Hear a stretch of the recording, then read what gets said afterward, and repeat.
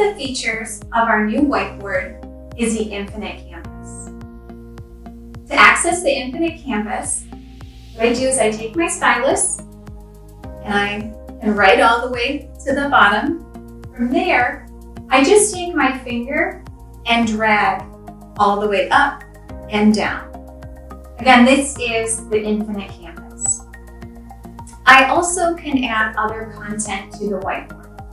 If I touch on the three dots in the bottom left-hand corner, you'll see that I can add an image, text, sticky note. I can search for an image as well as search the web. I'm going to show you an example of how you can add an image to the whiteboard. I'm going to start by selecting image. And you'll see here that I have a lot of images that are stored on the panel that I can add. However, I am going to add an image from my cloud storage. So I'm going to touch on the three lines at the top left. Then I'll select File Commander. And I have already logged into my cloud storage, so I'm just going to go right to finding my image. Here you can see that I have added an image into the whiteboard.